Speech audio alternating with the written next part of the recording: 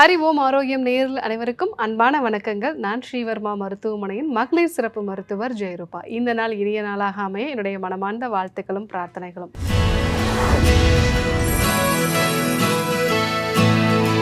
நம்ம அன்றாடம் செய்யக்கூடிய இந்த தவறுகளால நம்முடைய நுரையீரல் பாதிக்கப்படுது. இந்த நுரையீரலை பாதிக்கக்கூடிய தவறுகள் என்னென்ன, அந்த தவறுகளை பற்றி நம்ம பார்க்க இருக்கிறோம்.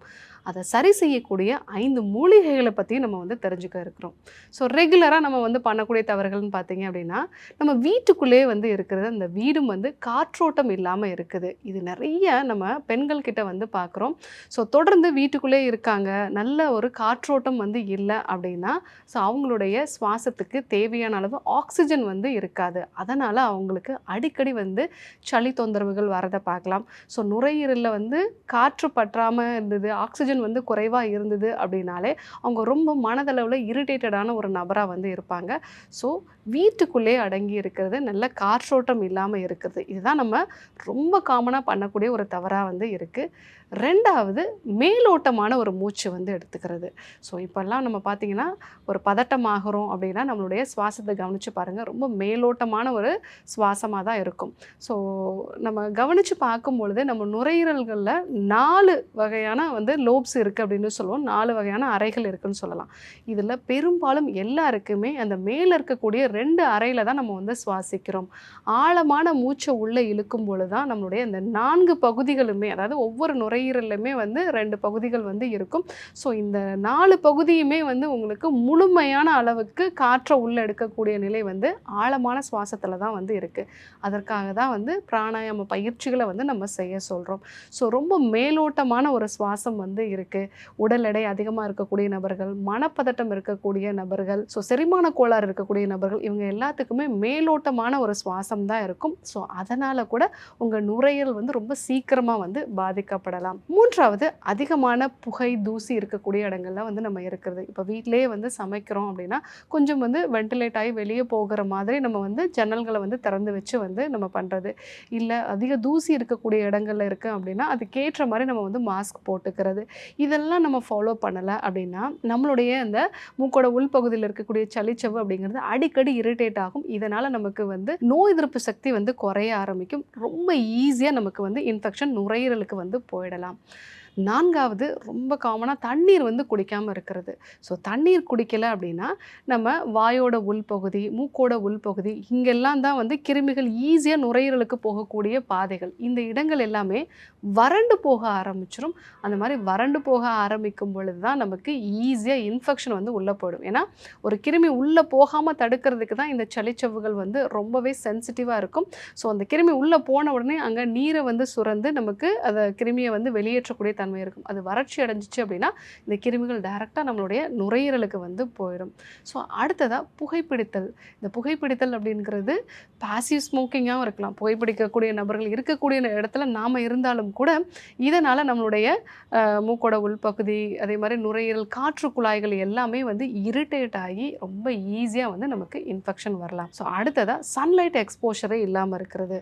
ஏன்னா அந்த வைட்டமின் டி கரெக்டாக இருந்தால் தான் உங்கள் உடம்புல எது கிருமி எது தூசி அப்படிங்கிற ஒரு பகுப்பாய்வு நம்ம உடம்புல கரெக்டாக நடக்கும். அப்படி இல்லைன்னா சாதாரண ஒரு தூசிக்கு நீங்கள் நிறைய தும்மல் போடுவீங்க. கிருமிகள் வரும்பொழுது அங்கே உடல் நோய் எதிர்ப்பு சக்தி கரெக்டாக செயல்படாமல் உங்களுக்கு இன்ஃபெக்ஷன் ஈஸியாக உங்கள் நுரையீரல் வரைக்கும் போயிடலாம். ஸோ சூரிய வெளிச்சத்தில் நம்ம ரெகுலராக எக்ஸ்போஷர் ஆக வேண்டியது அவசியம். அதே மாதிரி சாதாரண ஒரு சளி வந்துருச்சு, அதை பற்றி பெருசாக கண்டுக்கிறாமல் நம்ம விட்டுட்டே இருக்கோம் அப்படின்னா அது upper respiratory tract infection lower respiratory tract இன்ஃபெக்ஷனாக மாறிடும். இது கஃப உடலினருக்கு இன்னும் கொஞ்சம் அதிகமாக வரலாம். ஸோ ஒரு சளி வருது அப்படின்னா அதற்கேற்ற மாதிரி ஆவி பிடிக்கிறதோ இல்லை நல்ல மூலிகைகளை நம்ம பயன்படுத்துறது, உணவில் சுக்கு, மிளகு, திப்பிலி இதெல்லாம் நம்ம பயன்படுத்துறது, வெதுவெதுப்பான வெந்நீர் குடிக்கிறது. ஸோ இந்த மாதிரி நம்ம ஃபாலோ பண்ணோன்னா அந்த மேல் பகுதியில் இருக்கக்கூடிய அப்பர் ரெஸ்பிரேட்டரி ட்ராக்ல இன்ஃபெக்ஷன் இருக்கும்போதே அதை நம்ம சரி செஞ்சிடலாம். ஸோ இந்த மாதிரியான விஷயங்கள் நம்ம ரொம்ப காமனாக பண்ணக்கூடிய ஒரு தவறுகளாக இருக்குது. இன்னொன்று, நம்ம பெட்டு, இந்த பெட்டு நம்ம அடிக்கடி அந்த பில்லோ கவர்ஸ் நம்ம சேஞ்ச் பண்ணாமல் இருக்கிறது, இல்லை அதை ப்ராப்பராக ஒரு வெயிலில் போட்டு உலர்த்தி எடுத்து வைக்காமல் இருக்கிறது. இதனால் அதில் இருக்கக்கூடிய மோல்டு அப்படிங்கிற பூச்சிகள் உங்களுக்கு அடிக்கடி நுரையீரல் சார்ந்த பிரச்சனைகளை கொடுக்கும். இது இல்லாமல் நோய் எதிர்ப்பு சக்தி ரொம்பவே கம்மியாக இருக்குது. நல்ல புரோட்டீனோ இல்லை நல்ல பழங்களோ காய்கறி காய்கறிகளோ நான் சாப்பிடாம இருக்கேன் அப்படின்னா உங்கள் நோய் எதிர்ப்பு சக்தி வந்து கம்மியாக இருக்கும். இதனால் கூட உங்களுடைய நுரையீரல் வந்து அடிக்கடி பாதிக்கப்படும்.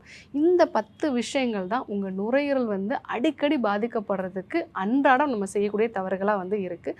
இதை சரி செய்யக்கூடிய மூலிகைகள் அப்படின்னு நம்ம பார்த்தோம் அப்படின்னா, ஸோ முதல்ல ஆடாதோடை. இந்த ஆடாதோடை அப்படிங்கிறது வந்து கஃபத்தை வெளியேற்றக்கூடியது. நம்மளுடைய நுரையீரலில் இருக்கக்கூடிய சளியை வந்து வெளியேற்றதுனால நுரையீரலோட சுவாசம் வந்து நல்லா இம்ப்ரூவ் ஆகும். ஆடாதோடைய வந்து கஷாயம் மாதிரி வந்து நம்ம எடுத்துக்கலாம். அது கூட அதிமதுரம் சேர்த்து நம்ம கஷாயம் மாதிரி எடுத்துக்கிட்டோம் அப்படின்னா நுரையீரலில் இருக்கக்கூடிய சளி எல்லாத்தையுமே வந்து அது வெளியேற்றும். அடுத்ததாக பார்த்தீங்கன்னா துளசி. இந்த துளசி வந்து நம்மளுடைய சுவாசத்தை வந்து மேம்படுத்தக்கூடியது. அதனால தான் நம்மளுடைய முன்னோர்கள் இதை கடவுளாகவும் வந்து பார்க்க வந்து நமக்கு சொல்லி கொடுத்துருக்காங்க. இந்த துளசியை வந்து நம்ம டீ மாதிரி எடுத்துக்கிட்டோம் அப்படின்னா நம்ம மேலோட்டமாக இருக்கக்கூடிய சுவாசம் வந்து நல்ல ஆழமான ஒரு சுவாசமாக வந்து மாற ஆரம்பிக்கும். அதே மாதிரி நோய் எதிர்ப்பு சக்தியும் நல்லா வந்து இம்ப்ரூவ் ஆகும். மூன்றாவதாக கண்டங்கத்திரி. ஸோ அந்த கண்டங்கத்திரி வந்து கிடச்சிது அப்படின்னா அதை வந்து நம்ம டீ மாதிரி வச்சு குடிக்கலாம். இல்லை கண்டங்கத்திரி வந்து லேகியமாக வந்து நிறைய பேருக்கு வந்து கிடைக்கும். ஸோ அந்த மாதிரி நம்ம வந்து எடுத்துக்கிட்டோம் அப்படின்னா இந்த நுரையீரலில் இருக்கக்கூடிய இறுக்கம், அந்த சுவாச இறுக்கம் அப்படின்னு சொல்லுவோம், அதை வந்து இது சரிப்படுத்தக்கூடிய ஒரு தன்மை இருக்கும். ஸோ கண்டங்கத்திரி லேகியமாக வந்து நம்ம எடுத்துக்கலாம். நாலாவதாக தூதுவளை. இந்த தூதுவளை அப்படிங்கிறது கஃபத்தை வந்து அறுக்கக்கூடியது. யாருக்கெல்லாம் ரொம்ப ஈஸியாக நுரையீரல் தொற்று வருது, அதே மாதிரி அடிக்கடி வந்து சளி தேங்க ஆரம்பித்து கட்டிப்படக்கூடிய ஒரு தன்மை இருக்குது அப்படின்னு சொல்கிறவங்க தூதுவளை நெய்யாக வந்து எடுத்துக்கலாம். அதாவது தூதுவளை இலைகளை வந்து நெய்யில் வந்து சேர்த்து காய்ச்சி அந்த படப்படப்பெல்லாம் அடங்கின பிறகு அந்த நெய்யை வந்து நம்ம எடுத்துக்கலாம். இல்லை தூதுவளை ரசமாகவும் வந்து நம்ம எடுத்துக்கலாம். அந்த மாதிரி எடுத்துக்கும் பொழுது நம்ம நுரையீரல் சார்ந்த பிரச்சனைகள் எல்லாமே வந்து சரியாகும். கடைசியாக கற்பூரவள்ளி. இது நிறைய பேர் வீட்டில் வந்து கிடைக்கக்கூடிய ஒரு விஷயம். கற்பூரவள்ளி இல்லை ஓமவள்ளி ரெண்டுத்துக்குமே அது நம்ம நுரையீரலில் இருக்கக்கூடிய கழிவுகளை வெளியேற்றக்கூடிய ஒரு தன்மை வந்து இருக்கும். அதே மாதிரி நுரையீரல் இறுக்கத்தையும் வந்து சரி செய்யும். கற்பூரவள்ளியை வந்து நம்ம டீ மாதிரி வந்து எடுத்துக்கலாம். இல்லை வந்து சுடு தண்ணியில் போட்டு நம்ம வந்து ஆவி பிடிக்கலாம். ஸோ இல்லை அதை அப்படியே வந்து நம்ம மென்று சாப்பிடக்கூடிய ஒரு வழக்கமும் இருந்துச்சு அப்படின்னாலே நம்மளுடைய நுரையீரல் வந்து பலப்படும். இந்த 5 மூலிகைகளையுமே வந்து நம்ம எப்பெல்லாம் கிடைக்குதோ அப்போல்லாம் வந்து நம்ம பயன்படுத்தலாம். ஸோ அந்த மாதிரி பயன்படுத்தும் போது நுரையீரலில் இருக்கக்கூடிய கழிவுகள்லாம் வெளியேறி நம்முடைய சுவாசம் வந்து மேம்படும். இந்த மூலிகைகள்லாம் எனக்கு கிடைக்காதுன்னு சொல்கிறவங்க இந்த மூலிகைகள்லாம் சேர்ந்த ரெஸ்போகல்ப் சிறப்பையும் நீங்கள் வந்து பயன்படுத்தலாம். ஸோ அந்த மாதிரி பயன்படுத்தும் போது உங்கள் நுரையீரலில் இருக்கக்கூடிய கழிவுகள்லாம் வெளியேறி உங்களுடைய சுவாசம் வந்து மேம்படும். இன்றைக்கி அன்றாட வாழ்க்கையில் நம்ம செய்யக்கூடிய 10 தவறுகள் இது எப்படி நம்ம நுரையீரலை பாதிக்குது அப்படிங்கிறத நம்ம வந்து தெரிஞ்சுக்கிட்டோம். அதை சரி செய்யக்கூடிய 5 மூலிகைகளை பற்றி நம்ம தெரிஞ்சுக்கிட்டோம். கண்டிப்பாக பயன்படுத்தி பாருங்கள்.